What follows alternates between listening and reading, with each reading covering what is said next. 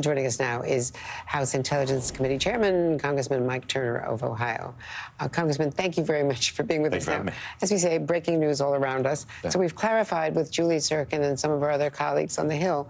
What's been going on is the Speaker came off the floor and was cornered by several members who did not want the Ukraine vote to go forward.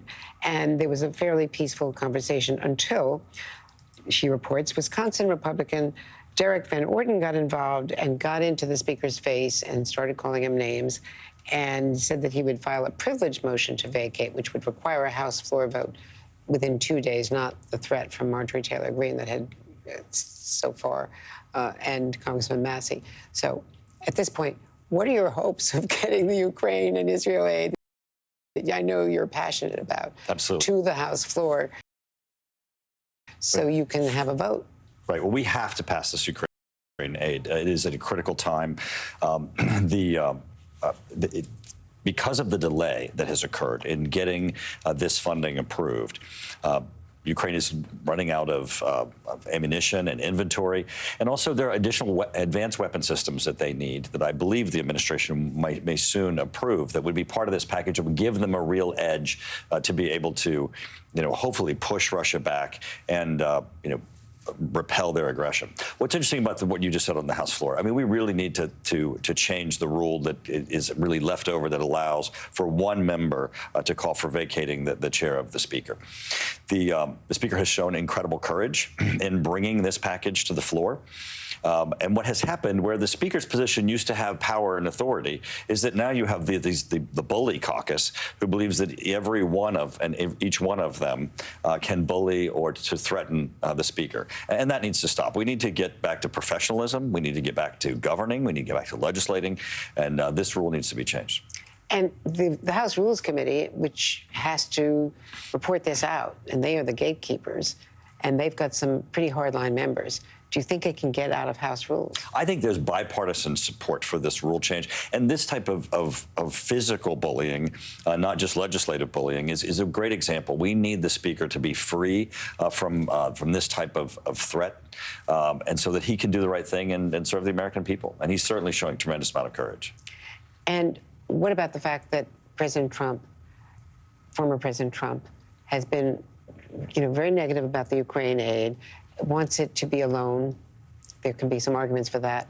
But they've been arguing for it to be done through the repo of taking Russian assets. But there's only $3 billion under U.S. control in Russian assets. The G7 is meeting right now, the foreign ministers, and they're talking about doing that in June or addressing it in June.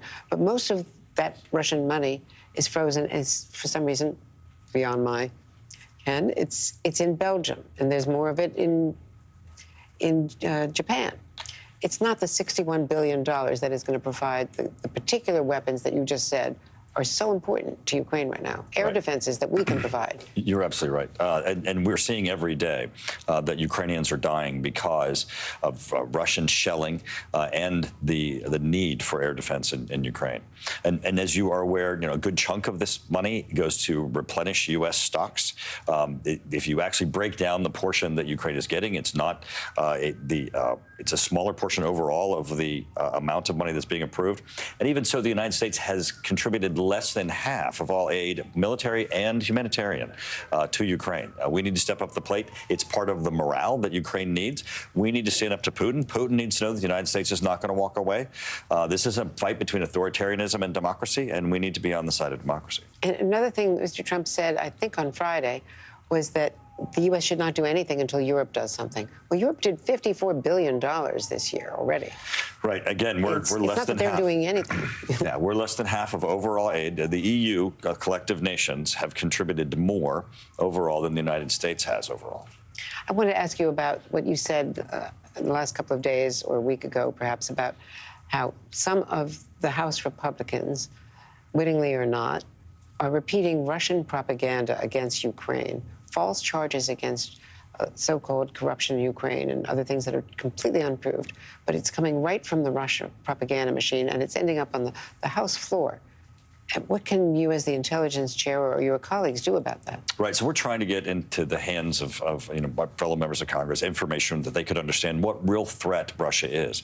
I mean, it's also pro-Russian propaganda that we need to be able to clearly identify Russia's an adversary. Their weapons are pointed at us. They continue to field new weapon systems, including new nuclear weapon systems. They continue to hack into the United States. We continue to see threats to our infrastructure as a result of Russians' nefarious actions. And we need to be able to stand up and clearly say Russia is an adversary. We're not going to allow them as an aggressor to continue to kill and threaten a standing democracy in Europe that will, if they were permitted, cascade and threaten other nations in Europe. And when we met last in February in Munich at the security conference, that weekend, President Zelensky was saying we could lose this war. We could have to keep retreating. Advika was lost that weekend. Right. Navalny was killed that Friday of that weekend when we were there in Munich. So many events were happening. And it was a very downbeat meeting of the European leaders and of the U.S. Right now, it's gotten a lot worse. Kherson has been attacked. There have been continued retreats. They really are in trouble. They are, and this is winnable by them. And two things need to happen for the shift. One, they need our aid so that they have sufficient weapon stocks to be able to defend themselves and to fight. And they're the ones who are doing the fighting, and admirably and honorably. And then secondly, they need long-range weapon systems. They need to be able to hold Crimea at risk and the Russian supply lines and push back the so-called ATACMS. The 300-kilometer ATACMS long range. As they're being attacked with drones and missiles from Crimea, they need to be able to take out those weapon systems to keep their own people safe. I want to ask you about Israel because Israel's war cabinet is reportedly divided over how strongly to retaliate. They've agreed they want to strike back at Iran, but they're divided over whether, I presumably, go to territorial, or they could do other things. They could do cyber. They could go to proxies. What do you think about that and the risk of a wider war if it becomes tit for tat? Well, I think at this point, Iran already has escalated this. They have taken unprecedentedly an attack to Israel from Iranian soil, an overwhelming use of force, 300 missiles and drones that were lobbed at Israel. Now, unfortunately, this administration has taken the position that if missile defense is used and we take those down, this lessens somehow the attack itself. This attack was intended to kill people in Israel. It was an overwhelming use of force, and it came directly from Iran. It needs to be viewed as such.